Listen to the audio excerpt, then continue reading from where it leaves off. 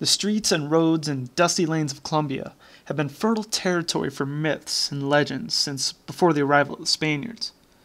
Tales of La Patasola, a one-legged wailing banshee that forever sought her child, and El Duende, a backwards-footed goblin that led travelers to their doom, nibbled at the corners of journeymen's ease for centuries. Although these stories mainly troubled those living in or passing through rural areas, the growth of cities brought with it a new breed of urban legend, rooted in the primal distrust we still harbor, somewhere deep inside, of modern technology. An example of this is the phantom bus that allegedly roams the streets of Bogota at night. Supposedly, young women who board it alone are found mutilated in overgrown outlying fields a few days later, a frozen look of abject terror illustrating the moment of their last tormented breath. That being said, given that you're certainly not a young woman, at least last time you checked, and that it's 5:30 on a Tuesday afternoon, phantom buses and handicapped gremlins are the last on your mind. You've been using Bogota's public transportation system for over 2 decades, and your greatest concern is that traffic levels have become all but unmanageable since the last mayor took office. However, home is about 80 blocks away, so your only choice is to wait until the right bus comes along. Walking would certainly take longer than putting up with any traffic jam. When a bus displaying the route sign you're hoping for shows up, its advertised fare is 200 pesos lower than the standard going rate these days. This usually indicates that the vehicle in question is older and a bit more uncomfortable than most. But no bus rider in the history of the city has ever given a damn about that. Folks that consider themselves richer and above this mode of transportation pay 7 times as much to get around by cab, and statistically expose themselves to a higher chance of being mugged or robbed. More power to them, right? Never one to avoid seeking further discounts, you ask the wizened driver if he'll let you on for 1,000. The wrinkly, musty-looking man's eyes never leave the road as he silently takes your bill and slides it into the purse hanging from the bony gear stick.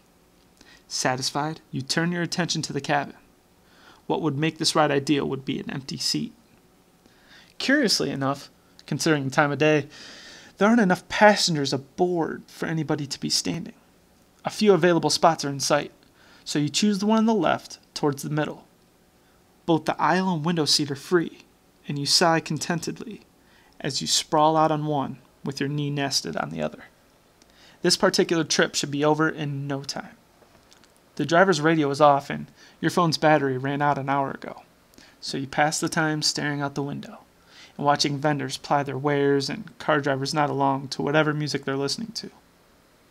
Your position eventually starts taking a toll on your back, so you straighten up and take the chance to examine your fellow passengers. None of them seem to be riding together, given that everybody's quietly facing the front of the bus. They are also uncommonly old, not in the sense that they're all over 100, but in the sense that nobody seems to be under 75. You find this a bit odd, and for a brief moment, the idea that you don't belong here flashes through your mind. It's a silly thought, but combined with the bus's particularly strong, although not necessarily atypical, smell of must and metal, it makes you look forward to the end of the trip. Nevertheless, there is another 30 or 40 blocks left to go. You look out the window again, zone out, and let your mind go where it will for a while. The sight of Paco's bakery pulls you out of your reverie 20 minutes later. You get up, make your way past your silent companions to the rear exit, where you hump for the little silver button that lets the driver know you've reached your stop. As you spot it above the door, you realize that nobody's boarded or left the vehicle since you got on, which is weird for rush hour. Shrugging it off as an unusual coincidence, you press down on the button and grab onto the... You're sitting in your seat, facing the front of the bus. What? What the hell just happened? You look around and see everybody's still where they were a minute ago. Trying to make eye contact with them is fruitless, since they all seem to be lost, whatever it is old minds wander. The thought of saying something runs through your head, but you decide against it. What would you say anyway? You're probably so zoned out that you simply imagine getting up and ringing the driver's bell. That's probably it. Your daydreams are occasionally so vivid that leaving them is downright startling. Besides, you're already 2 blocks past your stop. Call it a weird thing that happened on your way home, or whatever. But for now, you should just get off the bus. There's no point in having to walk back too far. You, once again, get off your seat and head for the rear exit. Somewhat unnerved by the passenger's stoic disinterest in everything around them. There's the button, right where you remember it. Except that you can't remember it, of course, since you've never actually been back there. You probably saw it when you get on. After grabbing onto the guardrail, these bastards occasionally decide to stop on a dime when you ring. You look towards the driver. Put your thumb on the button. You are sitting on your seat, facing the front of the bus. A piercing chill runs down your spine. Instead of fading away, it spreads through every one of your extremities. It's not a shift in body or ambient temperature. It's the chill you feel when suddenly consumed by the level of fear that slightly precedes terror. Something really messed up is going on here, and you don't know what it is, but you want out. You don't want to be here anymore. A feeling of bitter solitude is now gnawing at your mind. Whatever these people around you are thinking, they clearly don't give a damn about what's happening to you.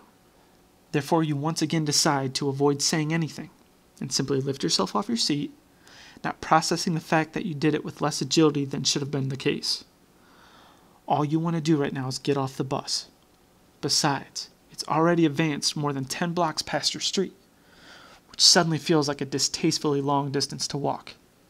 This is all secondary to the point at hand, however. You must get off this damn thing. As you make your way back, an old lady in the back row looks up at you. Her expression tells you nothing, but the way it fixes on you, on your torso to be precise, as if you were just another chunk of the vehicle, further spikes the almost overpowering sense of dread now, coursing through your veins. Whatever. You can't panic. Not now. You stand at the back of the bus, and instead of going for the button, yell at the driver. You yell at him to stop, to tell him off, that you've already rung twice, but nothing came of it. You curse at him, tell him what he will die of, and wish great evil upon his kin. But the door remains unmoved. The man is not listening, or he doesn't care, or he doesn't want you to get off. But you don't give a damn what he wants or doesn't want. So you grab onto the bars, take a step back for momentum, and send a solid kick right into the column of hinges that... You're sitting on your seat, facing the front of the bus. It takes a moment to register. Maybe more than a moment. Maybe it's a full minute. And as you realize the bus doesn't want you to leave, you also realize that your right knee hurts with an unnatural, piercing sharpness. It's the same leg you used against the door, and now it feels like it's all but broken. This quickly becomes a distant concern when you attempt to massage it, though. As you study your hands and arms, cold terror envelops every corner of your psyche. You touch your face and feel wrinkles and whiskers that didn't previously exist upon your cheekbones. Your head is patched with a few anemic strands of hair. As your fingertip grazes your coarse scalp, a spark of electricity shoots through it and down into the most private recesses of your being. Your eyes dry up, open wide and unbelieving, and you feel a 7-ton lump of horror coalescence in your otherwise paralyzed throat. You must leave this evil bus. You must leave it at once before it finishes what it's begun. You carefully make your way off your seat, no need for further injury, and head towards the front, towards the driver.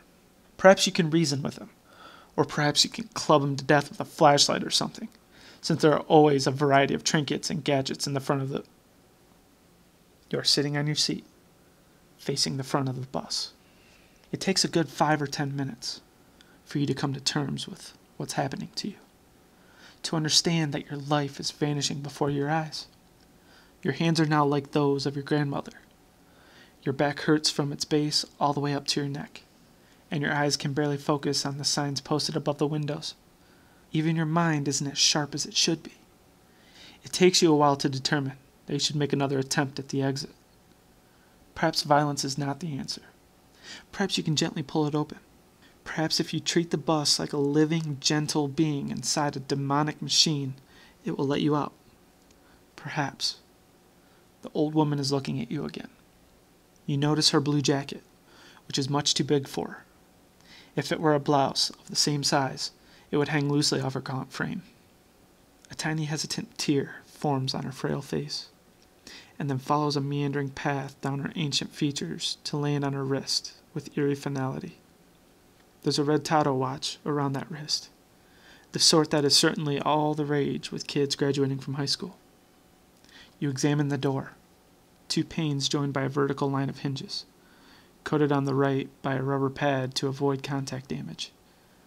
The door is slightly bent inwards, and as you notice this, a glimmer of hope runs through you. If you can just insert, you are sitting on your seat, facing the front of the bus.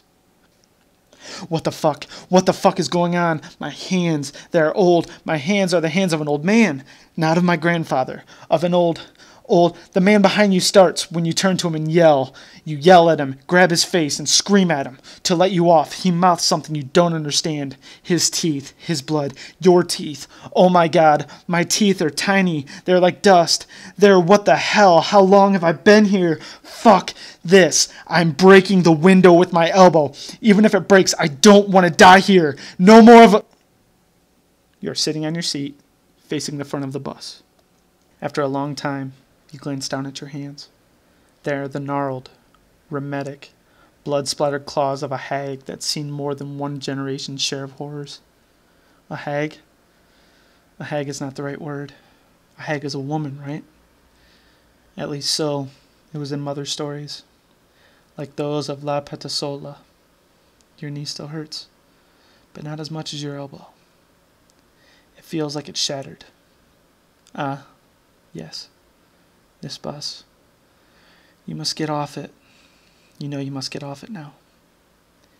You do not remember why you must, but it is imperative that you do. It is urgent. It was urgent. You are so tired. You try to lift yourself off the seat, but your knee buckles under your weight. It is by chance that you fall back on the bench. You must get off the bus. You remember these buses. They used to take you to work.